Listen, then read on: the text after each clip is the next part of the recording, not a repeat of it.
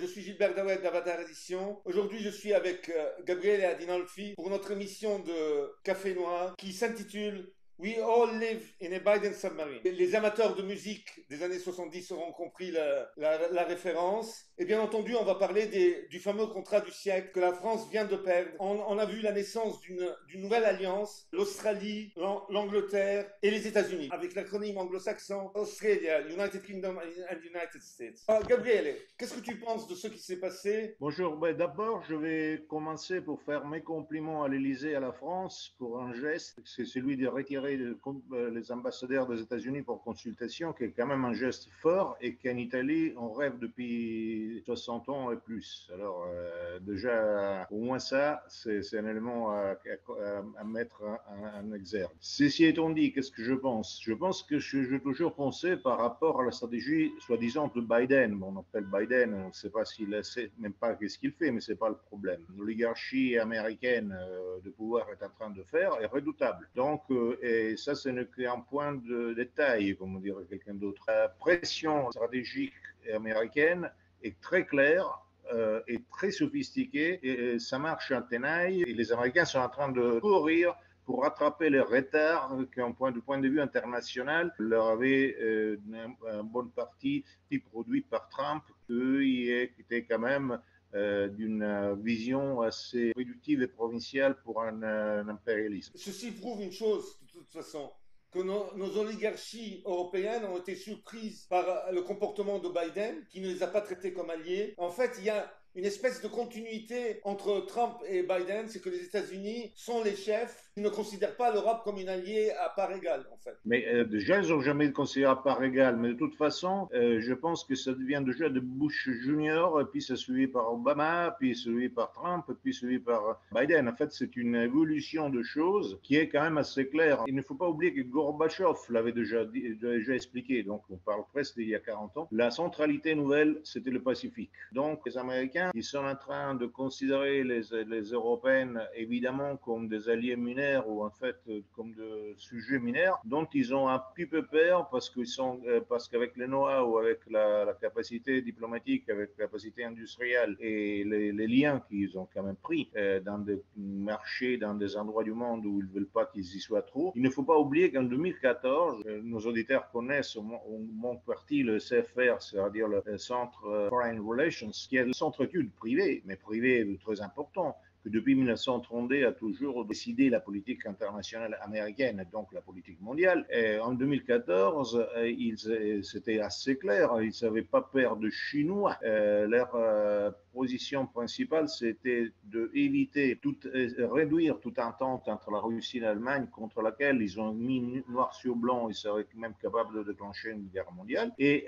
affaiblir la puissance allemande, et puis on peut voir le pourquoi. Et donc, la Chine, alors, pour les Américains, la Chine, c'est un ennemi, je ne suis pas certain.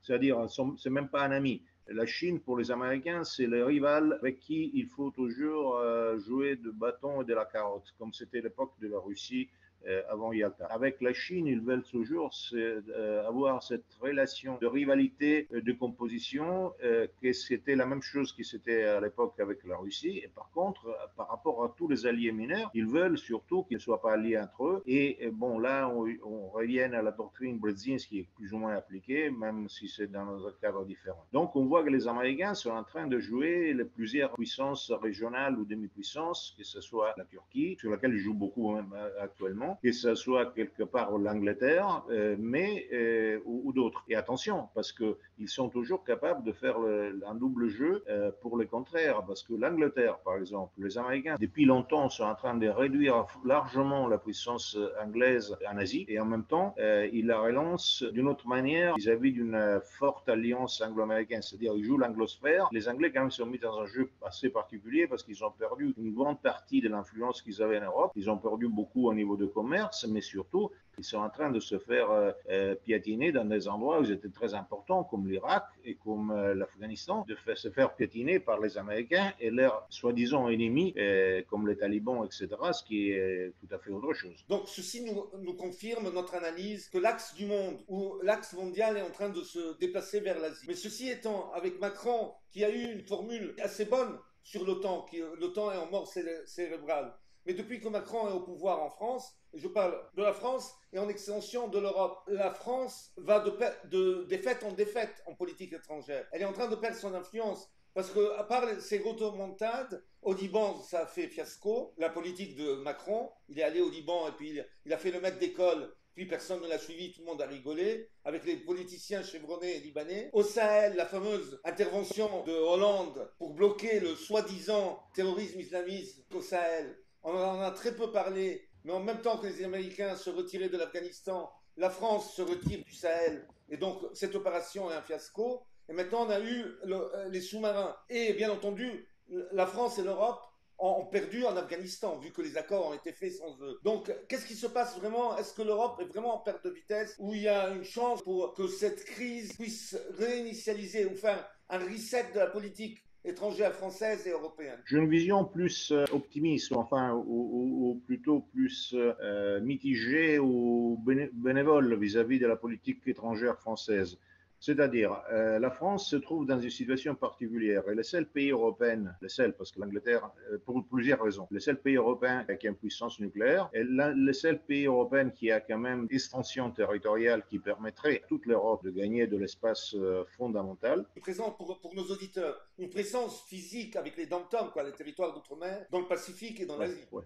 Je ferme la Oui, parenthèse. absolument. Et donc, je pense que la France, la politique française avait été complètement détournée, coulée à pic par l'arrivée à l'Élysée du chef d'État le pire que la France n'a jamais eu, c'est-à-dire Sarkozy. Et je vois que Macron a repris un tout petit peu, Macron qui pour lui c'est pas le problème, a repris une ligne qu'on peut placer entre De Gaulle et Mitterrand sur la politique étrangère, ce qui est pour moi très intéressant. Et en plus, évidemment, la France étant le seul pays qui a un minimum de musculation en Europe, qui peut jouer pour elle-même et pour l'Europe en même temps, se trouve évidemment à jouer un bras de fer tout en étant faible, parce que jouer un bras de fer contre les intérêts américains, c'est assez faible. Donc la France se trouve, si je peux faire un parallèle sur le point de vue de ce qui se passe dans ce genre de défi, c'est la France joue en Europe ce que la Russie joue ailleurs. Alors je ne compare pas les systèmes, je ne compare pas les hommes politiques, je ne compare pas les chefs, ce n'est pas la question, mais je pense que de toute façon, la France, même si elle perd beaucoup de batailles qu'elle engage, elle a déjà le mérite de les engager et c'est absolument fondamental pour nous tous que la France ne les perde pas, au moins pas de façon désastreuse. Mais par contre, en France, avec cette crise des sous-marins, les milieux souverainistes ont en fait critiqué surtout l'Allemagne. Et le fait que Oui, mais l'Allemagne les n'a pas... milieux souverainistes, excuse-moi, je ne vais même pas parler des milieux souverainistes français parce qu'ils sont des imbéciles.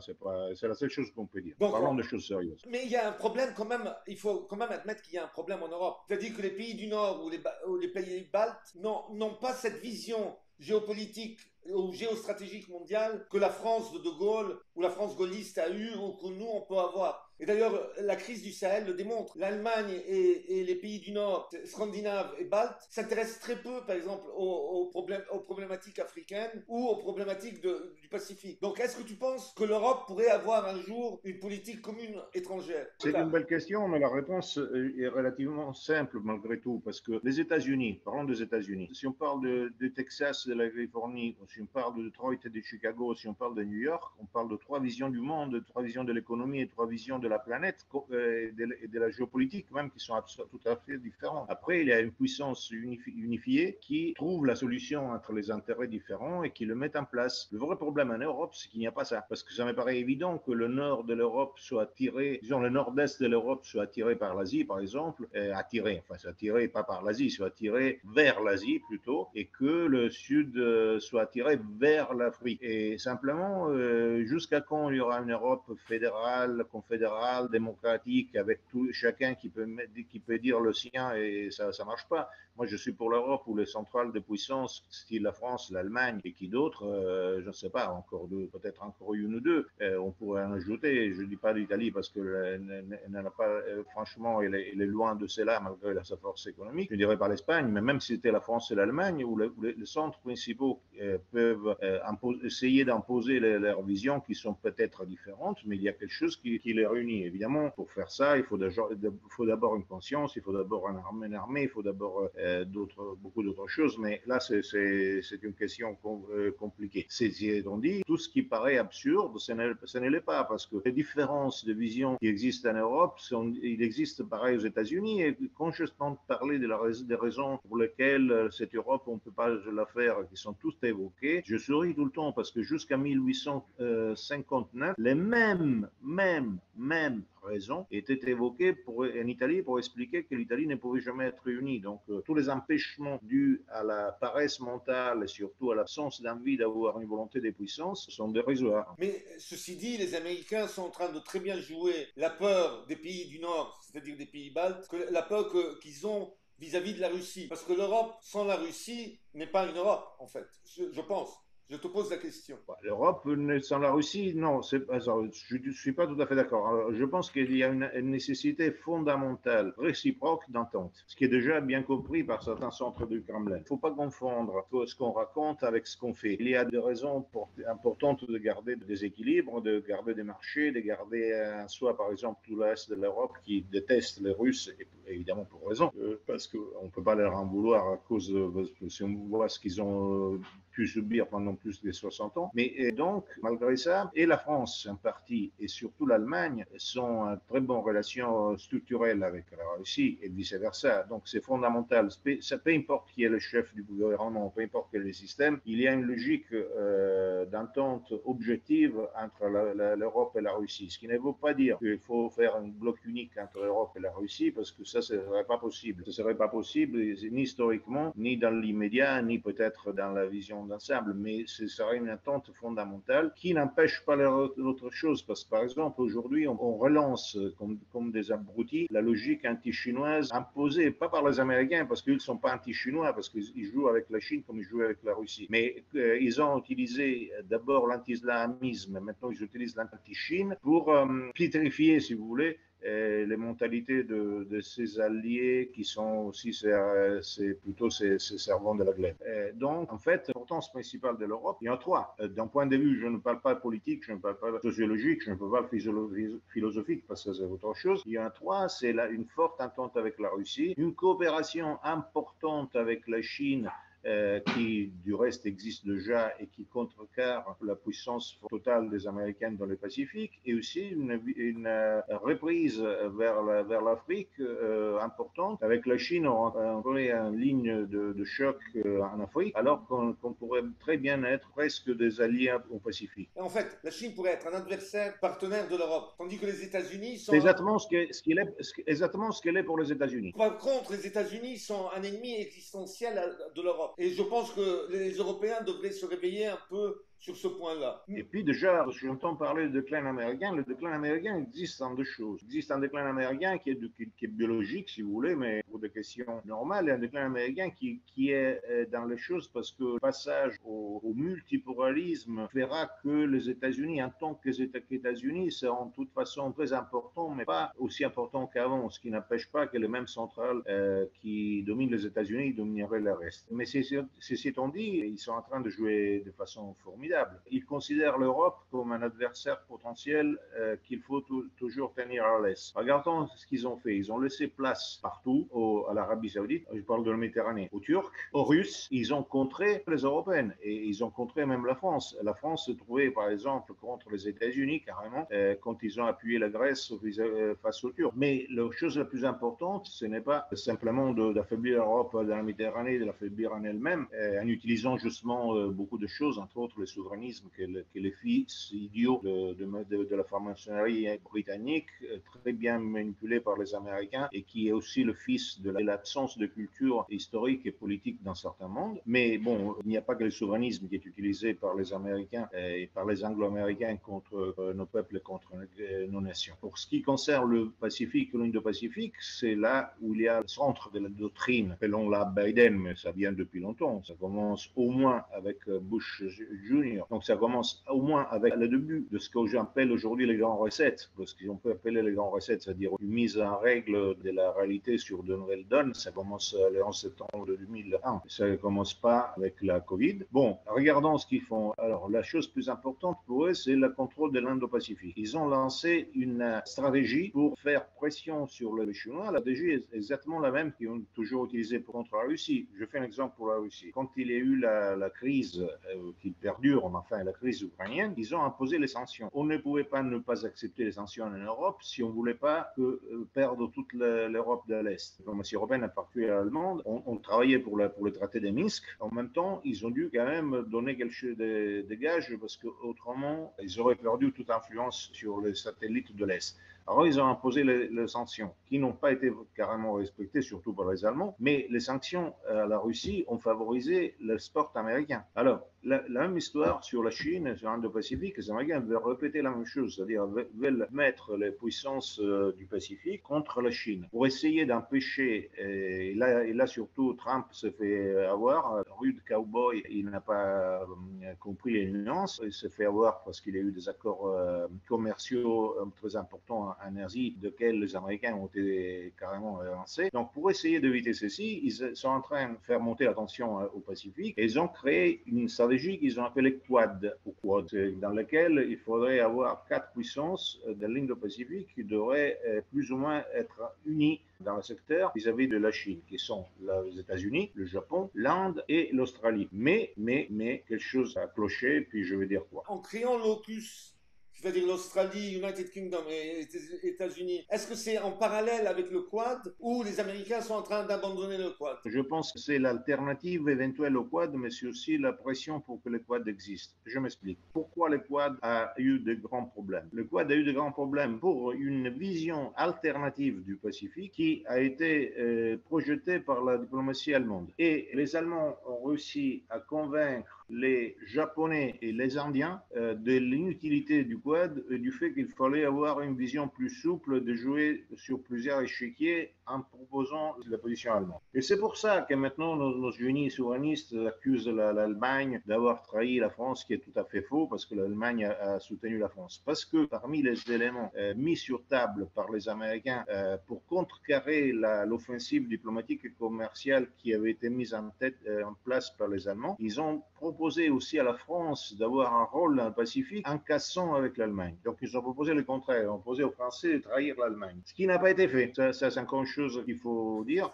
C'est une chose qu'il faut mettre en actif pour la politique étrangère française. Alors, qu'est-ce qu'il se passe? Ils se sont dit comment faire pour jouer le jeu sur l'échiquier principal. Première chose, c'est l'Afghanistan. Parce qu'en Afghanistan, alors, où les Américains, n'oublions pas, ils sont intervenus à l'époque pour plusieurs raisons. Il faut lire le rapport chinois pour comprendre certaines choses qui sont liées aussi aux sources énergétiques, etc. Mais il n'y a pas que ça. Entre autres, il y avait la cultivation de pavots d'opium qui avait été interdit par les moulins Omar. Dès que nous sommes allés tous, je parle aussi des Italiens et des Français, pour venger le 11 septembre, je rigole encore, on a relancé la cultivation de pavots, ce qui a multiplié, je crois, maintenant par rapport à l'époque, par 30 la production. Aujourd'hui, les Américains ont cédé la gestion aux talibans, 20 ans après, mais ce n'est pas le même taliban. Il suffit de la regarder en face, il faut voir comme ils touchent la gâchette, voir qu'ils ont été entraînés par les Marines, par les États-Unis. La plupart des gens, même le chef d'État, sont des terroristes internationaux qui avaient été prisonniers à Guantanamo, qui sont sortis, qui deviennent président de la République. Excuse-moi, je fais une parenthèse. Comme par hasard, c'est la même chose au Proche-Orient. Baghdadi et tous les chefs de l'État islamique étaient tous ou entraînés par les Américains en fonction des régimes ou des gouvernements locaux, donc dans la lutte contre Saddam ou en Syrie contre Assad, ou ils étaient prisonniers des Américains et sortis une semaine ou un mois avant. Ça me rappelle les poupées de Trotsky. Bon, restons là. Qu'est-ce qu'ils ont fait alors? Ils ont donné la gestion de l'Afghanistan à leurs complices talibans d'aujourd'hui et en même temps, ils ont fait rentrer en puissance en Afghanistan la Turquie. Et la Chine a bien joué en essayant immédiatement l'accord. La Chine a des intérêts en Afghanistan qui veut essayer de ne pas perdre. Mais ce n'est pas la Chine qui a poussé les talibans au pouvoir, c'est les États-Unis. Et attention, à quoi ça sert-il? Parce que les talibans, c'est quelque part, ils sont les les alliés fonciers du Pakistan. Donc, premier élément, renforcer la menace pakistanaise vis-à-vis de l'Inde, en obligeant forcément les Chinois à devoir être comment dire, assez ouvert vis-à-vis des Pakistanais parce qu'ils ne peuvent pas s'en empêcher. Donc, c'est le premier élément pour sauvegarder l'idée du Quad, entre autres. Deuxième élément pour sauvegarder l'idée du Quad, c'est le fait de démontrer aux Japonais qui viennent de se réarmer et aussi aux Indiens qu'on peut faire sans eux. Et donc, grâce à la force de l'Angleterre, de l'Australie et des États-Unis, on peut faire sans eux dans le Pacifique. Et là-dessus, encore, il y a un autre coup de maître fait par les Anglais, qui est la bauxite, parce que la bauxite, je pense que finalement sera pas si utile aux Anglais, parce que avant ils étaient en Angleterre, en Europe sans y être, ils avaient beaucoup plus de puissance qu'ils en ont maintenant. Ils sont sortis, il faut qu'ils retrouvent d'autres marchés, il faut qu'ils retrouvent une façon pour récupérer le terrain. Tout ce qu'ils ont toujours été très indépendants, donc leur indépendance n'a pas gagné là-dessus. Ils ont été obligés pour se contrecarrer de trouver une alliance commerciale avec la Turquie ou rien. Et maintenant qu'ils perdent du terrain toujours à cause des Américains, on les récupère, on les relance dans une hypothèse future, dans la logique de l'anglosphère, et on le mène au Pacifique à faire le gardien pour pousser sur la Chine, plutôt sur l'Inde, afin que l'hypothèse du Quad soit tenue. Donc je pense que effectivement la politique pas des Biden, parce que je ne sais même pas si Biden c'est qui se rappelle même de son nom aujourd'hui, mais de la politique qui est tenue par le Pentagone, la Maison-Blanche, le CFR, etc., aujourd'hui est redoutable, que les Américains sont en train de courir pour rattraper largement le terrain qu'ils avaient perdu avec Trump et qui maintenant sont allés même plus avant de ce qu'ils en étaient à l'époque d'Obama. Tu as mentionné plusieurs fois la Turquie. Il ne faut pas quand même sous-estimer la Turquie d'Erdogan, qui se retrouve maintenant avec